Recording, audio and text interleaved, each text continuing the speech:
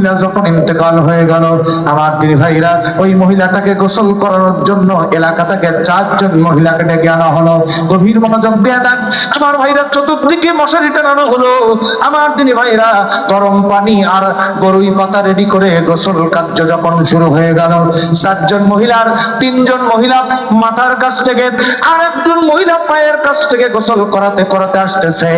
আমার দিদি ভাইরা পায়ের কাছ থেকে যেই মহিলাটা গোসল করাতে করাতে আসতেছে, ওই মহিলা মৃত মহিলার উরু পর্যন্ত যখনই চলে এসেছে, জীবিত মহিলার ডান হাতটা ওই মৃত মহিলার উরু বা রানের সঙ্গে জোড়া লেগে গেছে, অ্যাটাচড হয়ে গেছে, আকস্মিক ভাবে হাত জোড়া লেগে গেছে।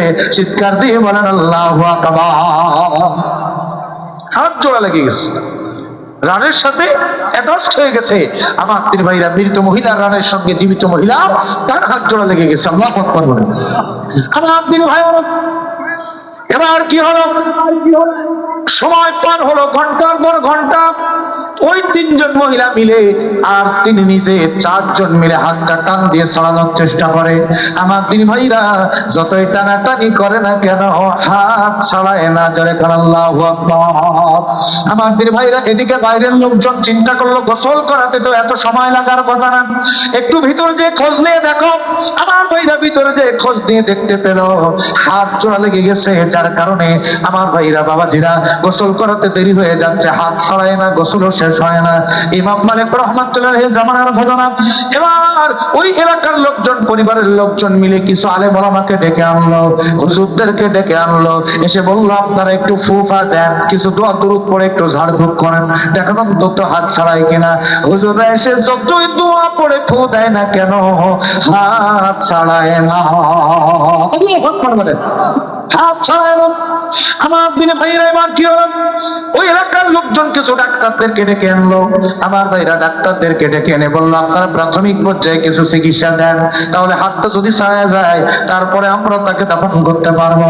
আমার দিনে ভাইরা ডাক্তাররা এসে যতই চিকিৎসা দেয় না কেন, হাত আর ছাড়ায় না। জোরে আল্লাহু আকবার। আমার দিনে ভাইরা এদিকে সময় যখন পার হয়ে যাচ্ছে, সকাল গড়িয়ে দুপুর, দুপুর গড়িয়ে যখন সন্ধ্যা হয়ে গেল, ঠিক তখন ওই লাশ থেকে দুর্গন্ধ ছুটতে শুরু করলো। আবার দিনে ভাইরা নাক কান এরপরে সমস্ত শরীর আস্তে আস্তে করে পচন ক্রিয়া শুরু হয়ে গেল। আমার দিনে ভাইরা সব শরীর থেকে যখন দুর্গন্ধ ছুটতে শুরু করলো, চতুর্দিকে পরিবেশ যখন দূষিত হয়ে যেতে লাগলো। আমার দিনে ভাইরা আমরা আজকের কোন হাত নিয়ে বড়াই করি, কোন পা নিয়ে বড়াই করি, কোন শরীর নিয়ে বড়াই করি, কোন অঙ্গ নিয়ে বড়াই করি, কোন চুল, কোন নখ, কোন চোখ নিয়ে আজকের বড়াই করি। আপনি আমি যেই দিন এই পৃথিবীতে থাকবো না, বিদায় হয়ে যাব, আমার আপনার সবগুলো গলে পচে কবরের মাটিতে সবকিছু সেট হয়ে যাবে। 6 দিন পরে আপনার নখগুলো খসে যাবে, 9 দিন পরে চুলগুলো উপরে উপরে পড়ে যাবে। আমার দিনী ভাইরা 17 দিন পরে পেটটা ফেটে যাবে, এরপরে চোখগুলো উপরে গিয়া ওই কবরের পানিতে, কবরের মাটিতে ভাসতে থাকবে। আমার দিনী ভাইরা, আমার বাবাজিরা, ওই কঠিন দিন আপনার আমার জীবনেও আসবে। এজন্য অহংকার করিও না, অহংকার সব কবরের মাটিতে চূর্ণ বিচূর্ণ হয়ে যাবে। কথা বলেন ঠিক কিনা? আমার দিনী ভাইরা, আমার বাবাজিরা, ইমাম মালিক রাহমাতুল্লাহ আলাইহির জামানার ঘটনা।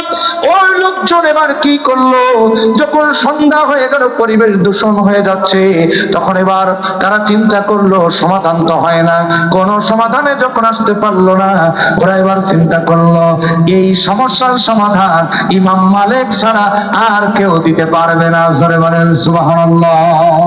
চলো আমরা সবাই মিলে ইমাম মালিক রাহমাতুল্লাহ আলাইহির কাছে চলে যাই মদিনার জমিনে।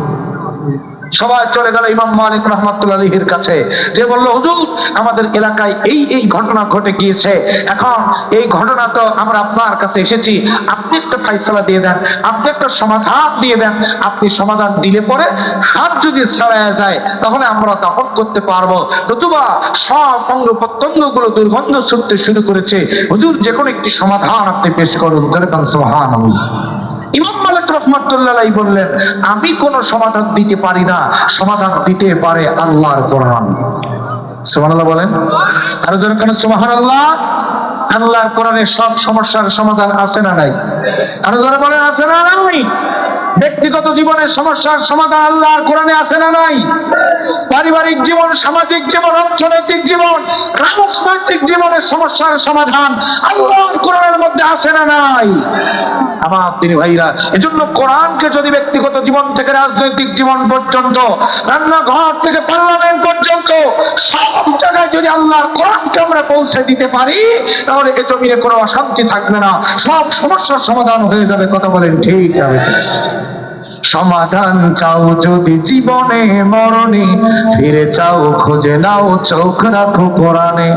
ঠিক কিনা বলেন? আরো জোরে বলেন ঠিক কিনা? তবেই পাবে সুখ শান্তির ঠিকানা। আল্লাহু আকবার বলো। তবেই পাবে সুখ শান্তির ঠিকানা, যদি মেনে নাও তুমি মনে প্রাণে। সমাধান সমাধান চাও যদি জীবনে মরণে, ফিরে চাও খুঁজে নাও চোখ রাখো কোরআনে।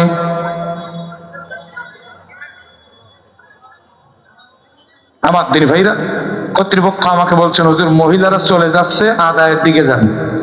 আচ্ছা, তাহলে আলোচনা এই পর্যন্ত থাক অত্র মাদ্রাসার জন্য।